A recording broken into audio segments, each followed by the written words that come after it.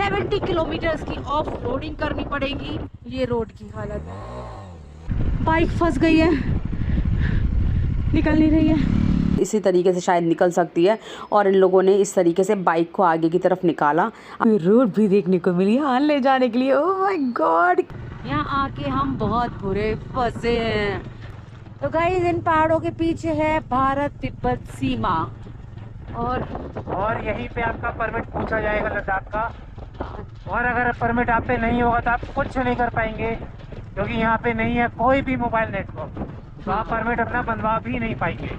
तो परमिट आपको लेकर ही आना पड़ेगा। वैसे आपको लेह के अंदर एंट्री ही पर बैंकॉक से वहाँ से मिल सकती है, कुछ लोग भागते आ जाते हैं, लेकिन यहाँ से नहीं भागते। ऑफ रोडिंग है और ये ऑफ रोडिंग है 65 से 70 किलोमीटर की ऑफ रोडिंग है। और इसके बाद में जाके आपको मिलेगी प्रॉपर रोडिंग। तो भाई हम आपको कैलकुलेट करके पूरा इसलिए बता रहे हैं क्योंकि यहाँ पर जो ऑफिसर थे मिलिट्री, उनसे हमने पूरा पूछा, उन्होंने हमें पूरी डिटेल बताई है, इसलिए हम आपको अपडेट कर रहे हैं। तो अगर आप चलते हैं बैंकॉक लेक से हाले की तरफ तो आपको अप्रॉक्स 70 किलोमीटर्स की ऑफ रोडिंग करनी पड़ेगी और उसके बाद में आपको नॉर्मल रोड मिलेगी। और जहाँ ये भारत तिब्बत बॉर्डर है, मतलब जहाँ से आपको दिखेगा, जो यहाँ पर परमिट भी पूछा जाएगा इस जगह, वहाँ पर आपको वहाँ से आपका कितने किलोमीटर 80 किलोमीटर हानले है। तो क्योंकि मैं आपको इन्फॉर्मेशन इसलिए दे रही हूँ, सारी नेटवर्क नहीं है, आप लोग खुद कंफ्यूज होंगे कि कहाँ से क्या है, क्या रूट रहेगा, कैसा रहेगा, तो कंफ्यूज होंगे। इसलिए मैं आपको पहले ही बता देती हूँ कितनी ऑफ रोडिंग रहेगी, कितना रहेगा। बॉर्डर ट्रैक्स अप्रॉक्स 4 से 5 मिलने वाले हैं यहाँ पर, जिसमें कुछ रास्ता ठीक है, कुछ खराब है, गड्ढे वाला बहुत ज़्यादा है कि भाई बाइक भी पलट रही थी, हुआ था हमारे संग, हुआ है, तो इसलिए हम आपको बता रहे हैं। और बाकी तो आप देख ही सकते हो ऑफ रोडिंग किस तरीके की है। ऑफ रोडिंग भी 3 तरीके की मिलेगी। एक तो पत्थर वाली ऑफ रोडिंग मिलने वाली है, बहुत बड़े बड़े। दूसरी मिट्टी वाली ऑफ रोडिंग मिलने वाली है, रेता जो बिल्कुल जिसमें आपकी बाइक जो फंस जाए। और तीसरी है ये जो आप सामने देख रहे हैं कि भाई ये ऑफ रोडिंग है, पत्थर पड़े हैं छोटे छोटे, आप चलते जा रहे हैं, तो तीसरी ये ऑफ रोडिंग मिलेगी। तो 3 तरीके की ऑफ रोडिंग आपको इसी एक ट्रैक पे मिलने वाली है। और चौथा जो बॉर्डर ट्रैक्स मिलेंगे वो अलग है। तो ये है आपका रोड का पूरा डिटेल बैंकॉक लेक से हाल लेता। तो भाई रास्ता थोड़ा बहुत गंदा है, मिट्टी पूरी तरीके से इसमें भरी पड़ी है, बाइक्स निकालना बहुत ज़्यादा टफ है इसमें से।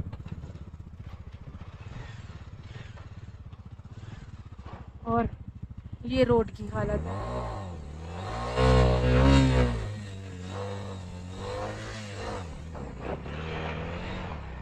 ओह गॉड, क्या ही रोड्स हैं।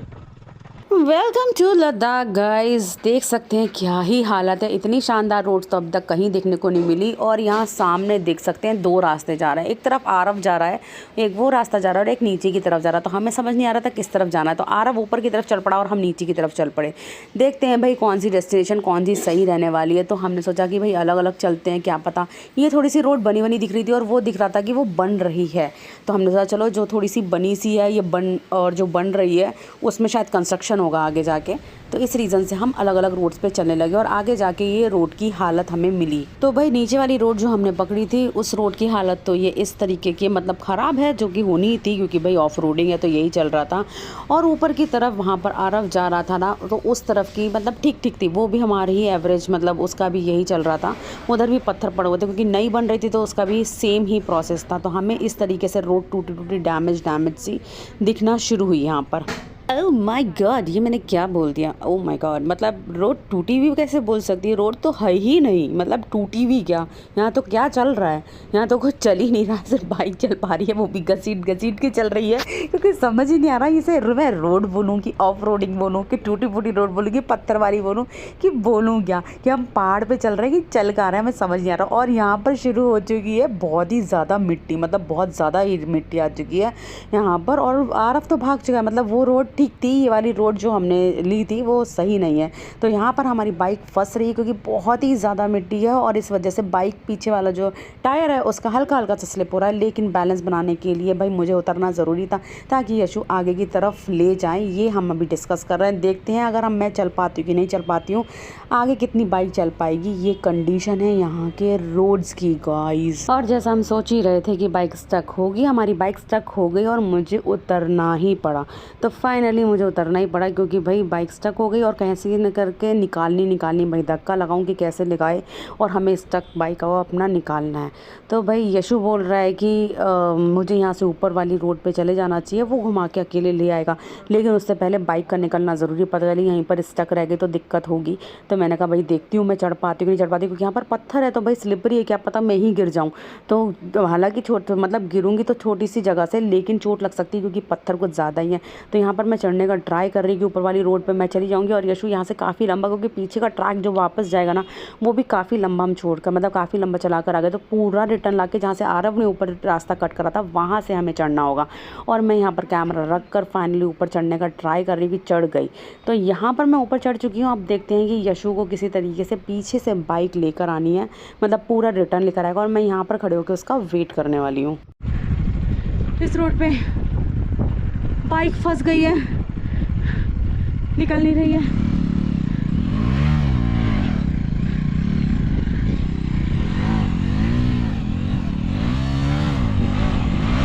Oh God. तो भाई यहाँ हमारी बाइक बहुत गंदी तरीके से फंस चुकी है और ये सबसे वर्स्ट एक्सपीरियंस अभी तक का हमारा रहा है, क्योंकि यहाँ पर बिल्कुल हम अकेले हैं। हम आए तो साथ में थे लेकिन आरव भाग चुका है, उसे लगा शायद यहाँ पर हमें कहीं ज़रूरत नहीं पड़ेगी। जिस तरीके से वो निकल गया आगे, अभी तक दूर दूर तक नज़र नहीं आ रहा है कि वो है कहाँ पर। इनफैक्ट कोई बाइकर नज़र नहीं आ रहा है कि कोई किसी तरीके से हेल्प कर दे। और ये यू टर्न लेकर पूरा वापस उतना पैच करने वाले हैं, पता नहीं कितनी जगह फंसेगी, कैसे निकल पाएगी मुझे नहीं पता। मैं भी इवन यहीं खड़ी होने वाली हूँ क्योंकि मैं भी पीछे पैदल नहीं जा सकती क्योंकि काफ़ी लंबा पैच है और मेरी हालत है ख़राब। स्टार्टिंग में भी आपने मेरी आवाज़ सुनी, क्या ही आवाज़ हो रखी थी, क्योंकि प्यास के मारे जान निकल रही है, रेत इतनी ज़्यादा हो रखी है, बोला जा नहीं रहा है और आंखें खुल नहीं पा रही क्योंकि धूल बहुत ज़्यादा उड़ रही है। तो समझ नहीं आ रहा था कि करना क्या। एक तरफ बाइक की प्रॉब्लम, एक तरफ खुद के हेल्थ की प्रॉब्लम, ये दोनों चीज़ें ही चल रही थी साथ की साथ में। और यहाँ से यशु ने बाइक निकाली तो मुझे लगा चलो नैया पार हुई, लेकिन लग नहीं रहा नैया पार हुई, स्टक हो गई फिर से बाइक। मतलब आप देख सकते हैं इतने इंच की जो मिट्टी है ना उसके अंदर जो पहिया घुस रहा है ना, उस वजह से निकल ही नहीं पा रही है और फिर से बाइक स्टक हो गई। अब हमें समझ नहीं आ रहा करना क्या। मैं धक्का लगाने नीचे जाऊँ कि मैं ऊपर ही रुकूँगी, करूँ क्या, समझ ही नहीं आ रहा है। क्योंकि ऊपर नीचे करते करते पता चली मैं गिर गई तो बाइक छोड़ो ये मुझे ही संभालने बैठ जाएंगे, मैं चोट को लेके बैठ जाऊँगी। तो थोड़ा सा मुझे ये भी केयरफुली रहना था। और यहाँ दूर दूर तक कोई नहीं दिख रहा है, समझ ही नहीं आ रहा है भाई बाइक निकलेगी कैसे।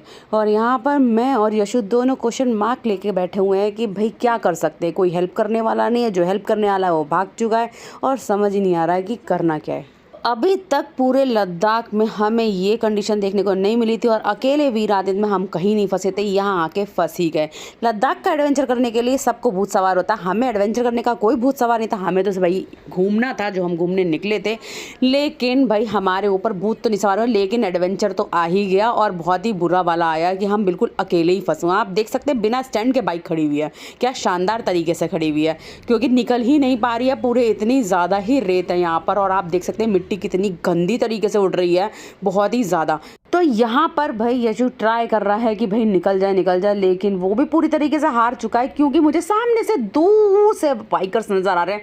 तो मुझे एक होप नज़र आई कि चलो कुछ बाइकर्स आ रहे हैं, 2 बाइक्स आ रही हैं सामने से और मैं सोच रही शायद अब हमारी कोई हेल्प हो सके और निकल सके। यहाँ पर मैंने एक चीज़ देखी है लद्दाख में कि आप कहीं पर भी स्टक हो जाए, कोई भी स्टक हो जाए, चाहे हम करें वो हेल्प या कोई भी करे, वो अपने आप ही रुकेगा। आपको रोकने की ज़रूरत ही नहीं पड़ेगी कि भाई हेल्प कर दो, नहीं, वहाँ पर बाइकर्स खुद ही रुकेंगे और हेल्प करेंगे। और यहाँ पर 2 गाइज रुके और यहाँ पर हेल्प करने के लिए उन्होंने देखा कि भाई हमारी बाइक स्टक है और वो लोग रुककर हेल्प करना शुरू कर दिया। और ऊपर से नीचे जाना, नीचे उतरना भी अपने आप में एक टास्क था क्योंकि पत्थर जो थे बहुत स्लिपरी थे, अगर कोई भी गिरे ना तो चोट तो लगेगी। भले हम लोगों ने गार्ड्स पहन रखे थे लेकिन भाई अपनी केयर तो करनी थी। तो भाई ये भी बहुत केयरफुली उतर रहे थे जो बाइकर्स आए थे और ये लोग भी अब इन लोगों ने स्टार्ट करा कि भाई अब चलो ट्राई करते हैं कि बाइक कैसे निकलेगी। अब ये लोग अपनी रणनीति बना रहे हैं। तो यशु ने इन लोगों की हेल्प से भाई बाइक निकालना शुरू करी कि भाई पीछे से धक्का लगाया जाएगा और आगे बाइक को रेस देके निकाला जाएगा, तो फिर इसी तरीके से शायद निकल सकती है। और इन लोगों ने इस तरीके से बाइक को आगे की तरफ निकाला। आप देख सकते हैं मतलब कितना प्रॉब्लम हो रहा है बाइक को निकालने में, किस तरीके से फंसी। और बाइकर्स आ गए, इन लोगों के साथ में और भी ग्रुप के लोग थे, पीछे की तरफ थे वो 2 लोग और आ गए। तो उन्होंने सोचा चलो भाई हेल्प करी जाए, क्योंकि आगे का रास्ता पूरा यूँ टर्न लेकर पीछे से आना था। तो सिर्फ यहीं पर अगर स्टक हो जाती ना, तो यहाँ जितना मिट्टी वाला पार्ट था ये पूरा निकालना था किसी तरीके से। तो ये लोग अभी देखो, यशु ने सोचा कि चलो देखता हूँ कितना मैं आगे निकाल सकता हूँ, अगर निकल गया तो वेल एंड गुड, नहीं हुआ तो ये लोग बाइक से पीछे तक जाएंगे और कहीं स्टक होगी तो निकालेंगे। तो अभी तक तो यही सोचा है। ओके, संभाल के, be careful. Karnataka to Ladakh. Okay, तो ये गाइस कर्नाटका के थे और अभी हम सब मिलके वेट कर रहे हैं यशु का यू टर्न लेके। जब तक वो नहीं आते तब तक ये लोग मुझे छोड़ के नहीं जाने वाले हैं, क्योंकि अगर प्रॉब्लम फिर से आ जाती है तो इन लोग पीछे जाएंगे। क्योंकि अगर थोड़ा टाइम लगता है यशु को यहाँ तक आने में, तो ये वापस अपनी बाइक से जाएंगे, देखेंगे कहीं स्टक तो नहीं हो गए। क्योंकि जहाँ सबसे ज़्यादा मिट्टी वाला एरिया था वहाँ से तो इन लोगों ने बाइक निकाल दी थी जैसे तैसे करके। लेकिन भाई अगर आगे कुछ प्रॉब्लम आ गई तो हेल्प के लिए चाहिए होगा, क्योंकि हम किसी और बाइकर का वेट तो नहीं कर सकते। और यहाँ मैं अकेली खड़ी थी, तो भाई इन लोगों ने भी इतनी हेल्प करी। इतनी क्या, यहाँ पर मैंने देखा लद्दाख में बाइकर्स एक दूसरे की हेल्प करते ही करते हैं। मतलब हमें भी कहीं पर कोई स्टक बंदा दिख जाता है तो हम भी खुद ही रोकते हैं। मतलब यहाँ पर आपको कहने की ज़रूरत नहीं कि प्लीज़ हेल्प मी, या फिर आप हेल्प कर दीजिए, आप प्लीज़ बाइक रोक दीजिए। यहाँ पर आपको किसी तरीके की कोई फॉर्मेलिटी की नीड नहीं है। यहाँ पर सब यार दोस्त हैं एक दूसरे के, चाहे वो कर्नाटका से हो, इंडिया के किसी भी कोने से क्यों ना, इनफैक्ट इंडिया के बाहर के क्यों ना, क्योंकि काफ़ी सारे लोग हमें इंडिया के बाहर के भी मिले थे। तो यहाँ पर आपकी हेल्प करने के लिए रुकेंगे ही रुकेंगे। और मुझे दूर दराज से यशु आते हुए दिख रहे हैं कि छोटे से कि भाई यशु आ रहे हैं। So thanks to these guys कि भाई फाइनली हम लोग निकल चुके हैं और हम आगे अपनी जर्नी कंटिन्यू करेंगे।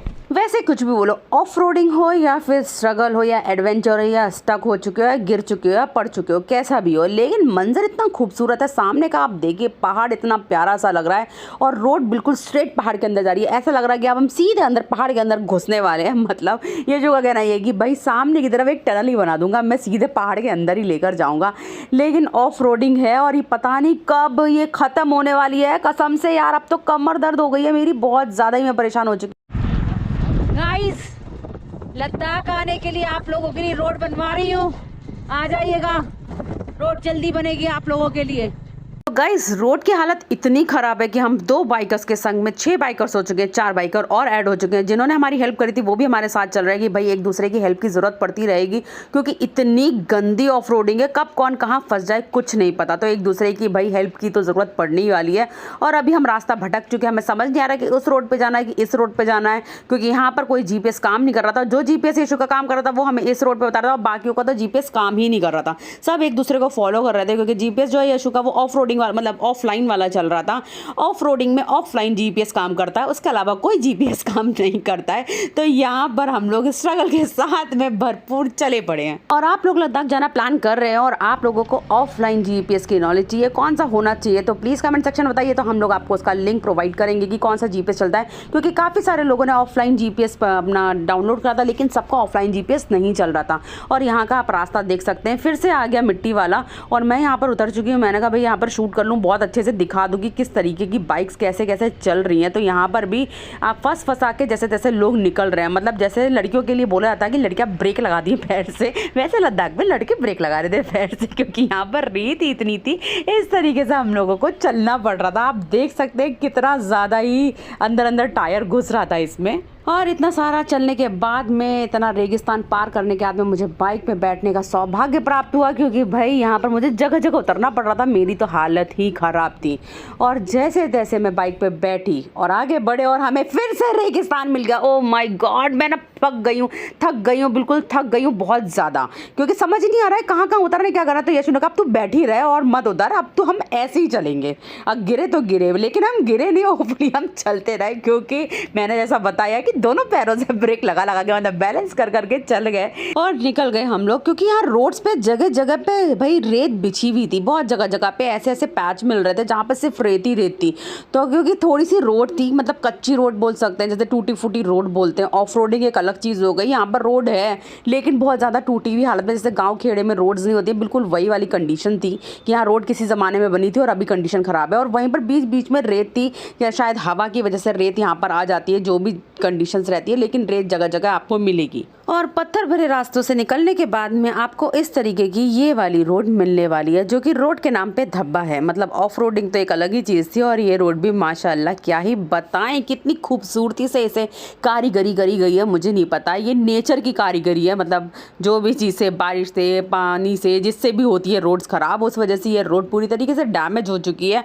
और आप रोड की कंडीशन देख सकते हैं। और यही रोड मिलने वाली है हमें, मतलब कुछ टाइम तक तो हमें, मतलब पूरा 70 किलोमीटर का पूरा ट्रैक है जो पूरा ऑफ रोडिंग है, जिसमें आपको ये भी इंक्लूड मिलेगा, रेत भी इंक्लूड मिलेगा। रेत मतलब पूरा रेगिस्तान भी इंक्लूड मिलने वाला है, वाटर पासिंग भी इंक्लूड मिलने वाली है, और पत्थर वाला भी इंक्लूड मिलने वाला है। तो ये आपको 70 किलोमीटर्स तक मिलने वाला है। और आफ्टर 70 किलोमीटर सुनने में आया था, जो कि हमें वहाँ पर बताया गया था कि भाई मक्खन जैसी रोड मिलेगी। तो लेट्स सी मिलती है कि नहीं मिलती है। यहाँ हमें सामने जो नज़ारा देखने को मिल रहा था पूरा रेगिस्तान वाला था। पूरे पहाड़ जो थे वो रेत के थे।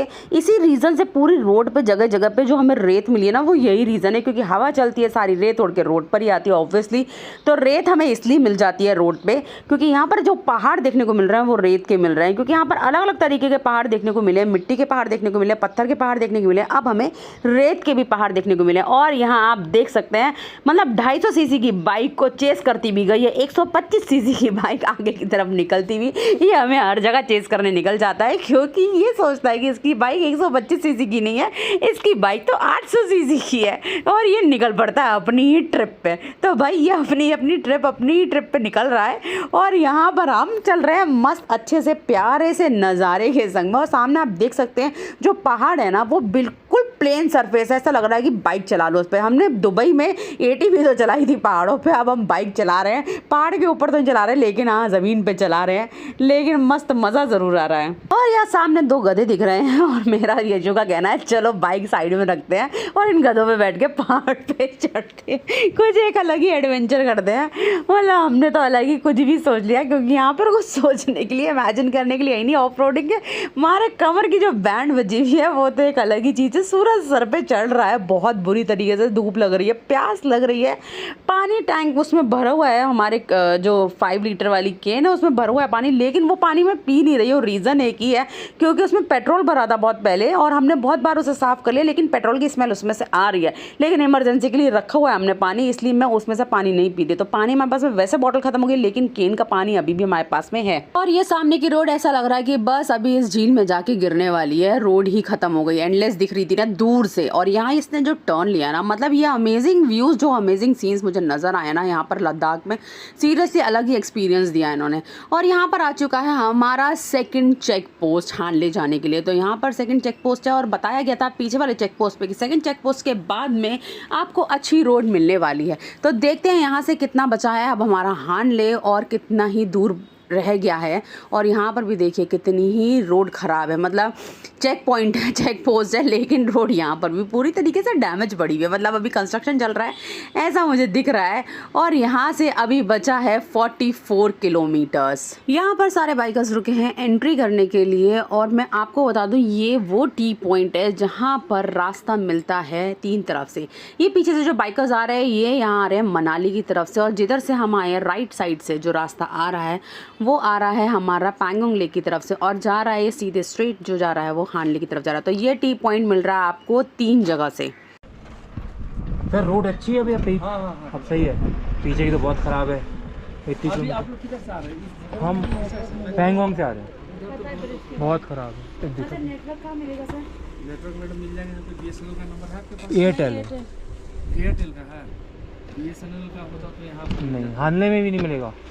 मिलने में नहीं मिलेगा। अच्छा, कोई नहीं, मैं आपको बताता हूँ। एयरटेल है ना आपके पास? नहीं मजबूरी, मतलब ज़रूरी नहीं है, मिल जाता तो अच्छा रहता। नहीं मिल जाएगा, मिल जाएगा। यहाँ से थोड़ी दूरी पे है, जो पिछले उन्होंने बताया था ब्रिज क्रॉस करके हाँ। थोड़ी सी दूरी पे पहुँच जाता है। ये फिर वो कहाँ चला गया? ये वो गया ना। हेलो, अच्छा आप हो? ये किस जगह का नंबर है? नोएडा। नोएडा से बाइक से ही चल पड़े आप लोग? सर हम तो इंडिया टूर पे पूरा, हमें तो 1 साल का टूर है हमारा। 85 दिन हो चुके हैं हमें निकले हुए। ओह माय गॉड, मतलब लद्दाख में रोड भी देखने को मिली हान ले जाने के लिए। ओह माय गॉड, कितनी अच्छी लग रही है रोड, कितनी मक्खन जैसी मस्त सी रोड दिख रही है यार। ये कसम से ब्रिज क्रॉस करने के बाद तो ऐसा लग रहा है कि हम अलग ही जोन में आ गए। ब्रिज क्रॉस करने के बाद में सरकार ने बहुत अच्छा काम करा है, लेकिन पहले करना भूल ही गई है। तो वही सरकार, मैं आपसे दरख्वास्त करती हूँ ब्रिज से पहले भी काम करा दो। मैंने वहाँ सारी चीज़ें रखवा दी आप लोगों के लिए, थोड़ी सी रोड बोर्ड भिजवा दो। और यहाँ देख सकते हैं कितनी मस्त सी रोड है यार, मतलब जो देखने को तरस गए थे पूरे रास्ते की रोड होती क्या है वो अब देखने को मिल गया। तो ये रोड पूरी हानले तक ऐसी ही है। तो जो टी पॉइंट है मनाली से आने वाला और पैंगोंग लेक से आने वाला, वहाँ से आपको ये वाली रोड मिलने वाली है बिल्कुल स्मूथली। और अब यहाँ से 44 किलोमीटर्स का सफ़र बाकी है, लेकिन अगर यही रोड है तो बहुत जल्दी और बहुत आसानी से होने वाला है। और हमें यहाँ पर एक बहुत प्यारा सा ब्रिज मिला, तो हमने सोचा भाई एक ब्रिज पे वीडियो शूट तो बनता है, क्योंकि नॉर्मली ब्रिज मिलते हैं लेकिन पीछे से या तो ट्रैफिक आ रहा होता है, कुछ भी होता है, हम शूट नहीं कर पाते हैं। तो इस रीज़न से हमने स्पेशली इस ब्रिज पे जाके शूट करा, जो कि थोड़ा साइड में था, हमारे रास्ते से हटके था। मतलब हमें स्ट्रेट जाना था और लेफ्ट साइड राइट साइड में हमें ये ब्रिज दिख रहा था। तो हमने सोचा चलो भाई एक वीडियो बनाते हैं, आप लोगों के लिए दिखाते हैं, क्योंकि मुझे ऐसे ब्रिज को क्रॉस करने इस पे ऐसे एक वीडियो बनाना था। हालांकि बहुत सारे ब्रिजेस मिले थे, लेकिन एक प्रॉपरली सिर्फ शूट के लिए जाना था, तो हमने भी ये तरीका आजमा लिया। हमने सोचा चलो भाई हम भी कर लेते हैं। गाइस, ये है लद्दाख का डेड जोन। अभी बोर्ड पे लिखा था कि ये है पूरा डेड जोन।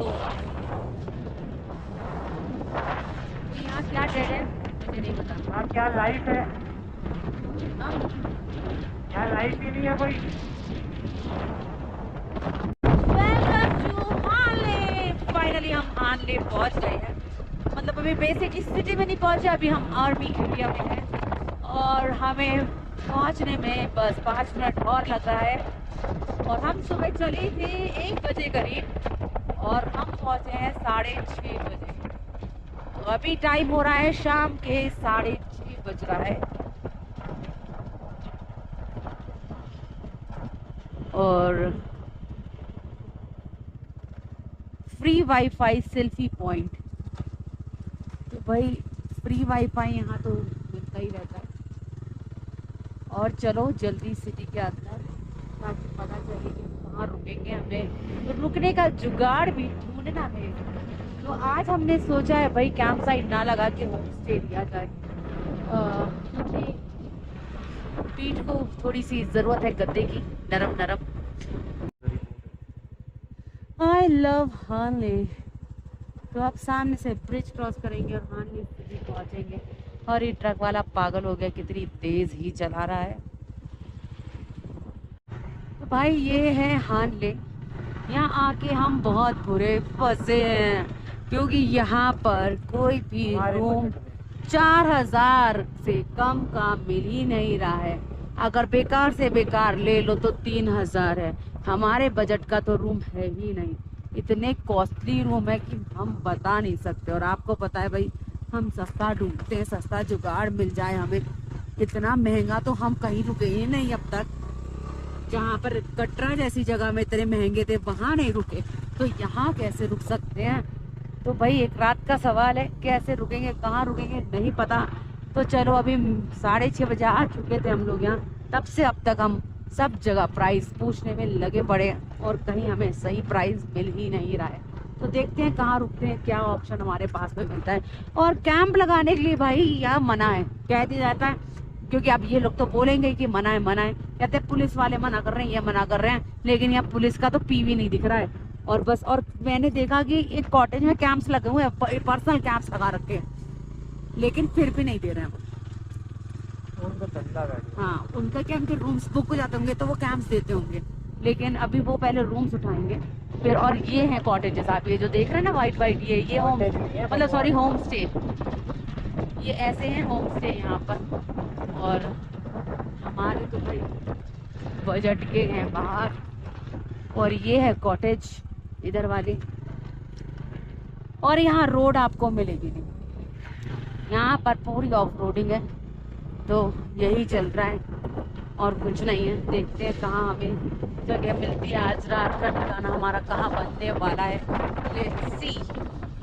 तो रूम ढूंढते ढूंढते हमें रूम तो नहीं मिला, लेकिन खूबसूरत नज़ारा मिला। ये सामने के जो पहाड़ दिख रहे हैं कितने खूबसूरत लग रहे हैं ना, मतलब जो धूप आ रही है वो सिर्फ ऊपर के पार्ट पे पॉइंट पे पड़ रही है और ऑरेंज कलर के पहाड़ दिख रहे हैं, बहुत ही सुंदर लग रहे हैं। तो रूम ना मिलने की खुशी में हम हो चुके थे पागल, और भाई हमने ढूंढा कि कैंप साइट कहाँ मिल सकती है, कहाँ हम कैंप लगा सकते हैं। तो वहाँ पर किसी लोकल बंदे ने बताया जो वहाँ रेंट पे रहता था, जिसका कोई फ़ायदा नहीं, उसने कहा था नदी के किनारे पे वहाँ पर कैंप लगा सकते हैं। तो हम नदी के किनारे पहुँच गए। अब देखते हैं यहाँ पर रेगी करते हैं, पता चलता है कि भाई हम यहाँ लगा सकते हैं कि नहीं लगा सकते, सेफ साइट है कि नहीं। यहाँ पर खूब सारे गधे देखने के लिए मिले, ये घोड़े से भी बड़े दिख रहे थे, मैंने कभी इतने बड़े गधे देखे नहीं।